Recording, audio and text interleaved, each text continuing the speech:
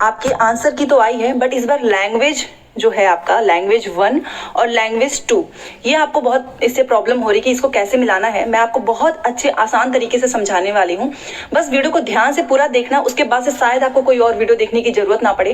क्योंकि इस बार क्या हो रहा है ना कि आंसर की गलत मिलाने की वजह से बहुत से बच्चे परेशान हो रहे हैं और उन्होंने अपने कम नंबर जोड़ के रखे हैं, जैसे कि 77, 75। तो एक बार ये वीडियो देखने के बाद आप अपना आंसर की जरूर मैच करना, देखना आपको चेंज मिलेगा। अगर आपने सही से मिलाया होगा तो कोई दिक्कत नहीं है, बट यस अगर आपने गलत मिलाया है तो ये वीडियो जरूर देखना, इससे आपको सच में हेल्प मिलेगी। तो चलो स्टार्ट करते हैं, और ऑथेंटिक इन्फॉर्मेशन के लिए चैनल को सब्सक्राइब करो, और प्लीज वीडियो अगर पसंद आता है तो लाइक जरूर करना, क्योंकि अभी बहुत सी चीजें आपको बतानी है, एग्जाम से रिलेटेड ही है ये सब कुछ, सो दैट आपको आसानी तरीके से सब कुछ प्रोवाइड हो। ठीक है, चलो स्टार्ट करते हैं। सबसे पहले मैं आपको एक चीज बताना चाहूंगी कि देखो, अगर आपने थोड़ा सा भी अगर कॉमन सेंस यूज किया होगा तो आप तुरंत समझ गए होंगे। देखो क्या है ना कि इसमें दो आंसर की ऐसे में देखो, यहाँ पर मान लो आपका पेपर जो है कोई भी डेट को 27 को पेपर है, ठीक है, 27 का ही हम लेकर चलते हैं। तो आपने ऐसी दो पीडीएफ देखी होगी, एक यहाँ पर पीडीएफ आपने देखा होगा और जस्ट उसके नीचे भी आपने ये एक पीडीएफ देखा होगा, ऐसे देख रहे हो, ये पूरी आंसर की पीडीएफ है। अब आपके काम की कौन सी है वो देखो।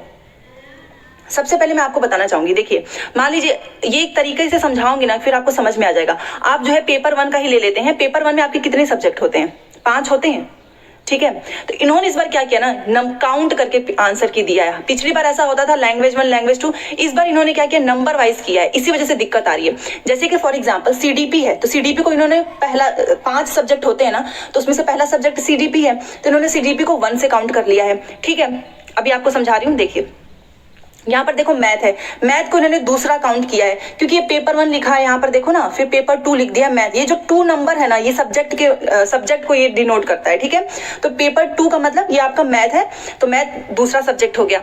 अब देखो ईवीएस, ईवीएस मान लो 2 आपके यहीं पे हो गए, तो ईवीएस यहाँ पर देखिए लिखा हुआ है, ये देखिए ईवीएस, इसका मतलब ये आपका तीसरा सब्जेक्ट है। 3 कंप्लीट हो गए, अब चौथा भी सब्जेक्ट होगा, वो देखो। अब यहां से दिक्कत आ रही, 3 सब्जेक्ट तो आपके हो गए, बट आपके में तो 5 है ना, एक आपका बचा लैंग्वेज 1 और एक आपका बचा लैंग्वेज 2। सबसे पहले एक चीज आप मेरी बात समझ लोगे तो आपको शायद दिक्कत ना हो। देखो लैंग्वेज 1 का मतलब क्या होता है, पेपर 4, और लैंग्वेज 2 का मतलब होता है पेपर 5। क्योंकि आप काउंटिंग करते हो तो 1 से 5 ही तो जाओगे ना। अब ऐसा नहीं है ना कि आप पहले 5वां कर लोगे फिर बाद में चौथा करोगे। तो 1 2 3 आपका 3 तक तो ईवीएस था, अब 4 आपका पेपर जो लैंग्वेज 1 है और 5 आपका लैंग्वेज 2 है। बस इतनी सी बात है। अगर आप ये समझ लेते हो कि लैंग्वेज 1 का मतलब पेपर 4 होता है और लैंग्वेज 2 का मतलब पेपर 5 होता है, तो आप अपना देख लो कि आपने लैंग्वेज 1 में क्या रखा था।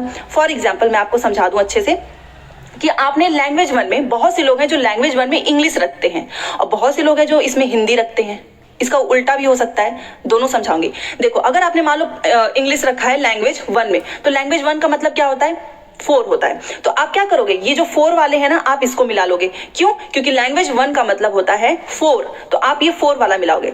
बट अगर आपने लैंग्वेज 2 में हिंदी रखी है, जैसे कि फॉर एग्जाम्पल आपने लैंग्वेज 2 में हिंदी रखा है, तो लैंग्वेज 2 का मतलब क्या होता है, 5 होता है। तो आप ये नहीं करोगे कि यहाँ पर देखो ये नीचे आप क्या किए कि यहीं से हिंदी मिलाना स्टार्ट कर दिए। याद रखना लैंग्वेज 2 का मतलब होता है पेपर 5, तो ये वाली हिंदी आपको मैच नहीं करनी है। आपको जहां पर 5 लिखा रहेगा ना, आपको वही मैच करना है। मैं आपको दिखा देती हूँ कौन सा। यहाँ पर देखिए ये तो सारे पेपर 4 ये रहा, ये देख रहे हो पेपर 5। पेपर 5 का मतलब होता है लैंग्वेज 2, मतलब जो कैंडिडेट है उसने लैंग्वेज 2 में हिंदी रखा है, ठीक है। तो आप समझ गए होंगे कि 4 का मतलब होता है हमारा लैंग्वेज 1 और पेपर 5 का मतलब होता है हमारा लैंग्वेज 2। अब चलो हिंदी इंग्लिश करके समझा देती हूँ, वो भी ताकि कोई डाउट ही ना रहे। यहाँ पर देखिए हिंदी को ले लेते हैं, ठीक है। जैसे कि मैंने आपको बताया कि लैंग्वेज 1 का मतलब जो है वो इन लोगों ने 4 रखा है और लैंग्वेज 2 का मतलब इन्होंने पेपर 5 रखा है। जस्ट काउंटिंग के जैसे है, क्योंकि ईवीएस खत्म हो जाता है ना तीसरे पे, तो तीसरे के बाद चौथा स्टार्ट हो जाता है, चौथे के बाद से 5वां स्टार्ट हो जाता है। अब देखो क्या करना है, मान लो मैंने लैंग्वेज 1 में हिंदी रखा है, ठीक है, मैं यहाँ पर हिंदी लिख देती हूँ, और मैंने लैंग्वेज 2 में क्या रखा है, इंग्लिश रखा है। अब आप बताइए, मैंने लैंग्वेज 1 में जो है हिंदी रखा है, तो लैंग्वेज 1 का मतलब क्या है, पेपर 4 वाला मुझे देखना है, तो मैं ये वाले आंसर की मिलाऊंगी। क्यों? क्योंकि यहाँ पे पेपर 4 लिखा है, तो ये हो गया हमारा लैंग्वेज 1। अब मैंने क्या किया कि लैंग्वेज 2 में मैंने इंग्लिश रखा है, यहाँ पर देखिए इंग्लिश रखा है, तो मैं क्या करूंगी, 4 वाला नहीं मिलाऊंगी, मैं 5 वाला मिलाऊंगी, क्योंकि एक तो मेरा हो गया ना, एक तो मेरा चौथा नंबर तो कंप्लीट हो चुका है, मुझे 5वां कंप्लीट करना है ना। तो लैंग्वेज 2 तो मेरा 5वें में आएगा, तो मैं 5वें मतलब पेपर 5 वाला जो भी इंग्लिश रहेगा ना वो सब मिला लूंगी। जैसे कि यहाँ पर है, आप यहाँ पर देखो, यहाँ पर देख रहे हो लैंग्वेज 5 है, क्योंकि इंग्लिश के इन्होंने 60 क्वेश्चन दिए ना। आप यहाँ पर देखो, पहले इन्होंने क्या किया है, पेपर 4 के मतलब लैंग्वेज 1 के 30 क्वेश्चन डाले हुए हैं, फिर लैंग्वेज 2 के इंग्लिश के इन्होंने फिर यहाँ पे 30 क्वेश्चन डाले हुए हैं। यहाँ पर पेपर 4 है, यहाँ पर पेपर 5 है। तो जिसने लैंग्वेज 1 में इंग्लिश रखा होगा वो ये वाला करेगा, और जिसने लैंग्वेज 2 में इंग्लिश रखा होगा वो ये वाला करेगा। बस इतनी सी बात है।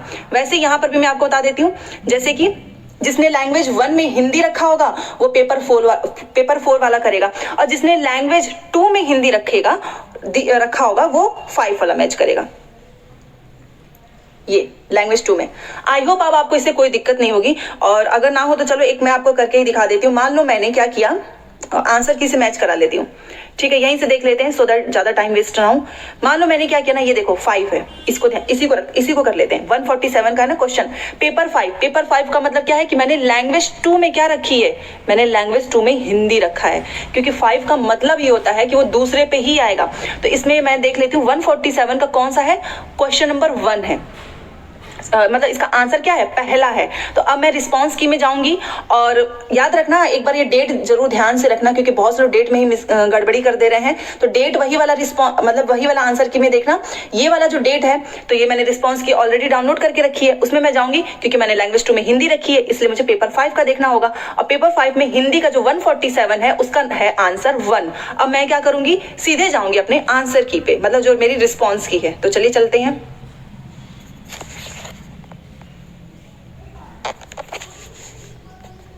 ये रहा, ये मैंने ऑलरेडी रखा हुआ था यहाँ पे डाउनलोड करके। ये देखिए, ये मेरा 147 क्वेश्चन है, ठीक है।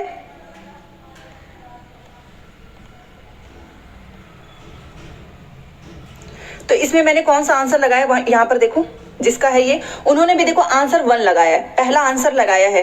तो 147 में आपने देखा होगा वहां पे 1 है, और मेरा रिस्पांस की में भी 1 है। बस आपको ऐसे मिलाना है, आपको बिल्कुल भी गड़बड़ी नहीं करनी है।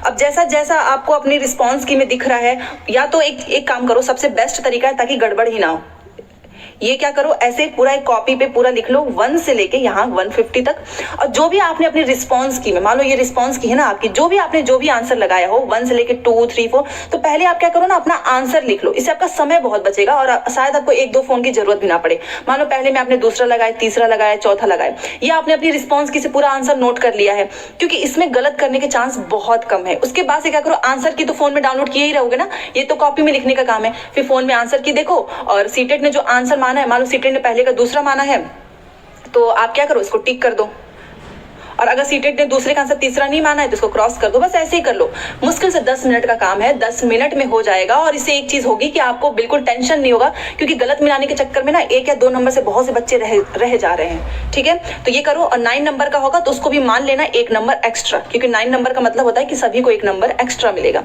तो ऐसे करो, पूरा 150 कर लो, फिर लास्ट में अपना नंबर जोड़ लेना कि आपके कितने नंबर बने हैं। आई होप अब आपको समझ में आ गया होगा। फिर भी कोई दिक्कत हो तो कमेंट कर देना, उससे रिलेटेड मैं वीडियो लेकर आऊंगी। और हाँ, जाते जाते लाइक और चैनल को सब्सक्राइब जरूर कर लेना। Thanks for watching.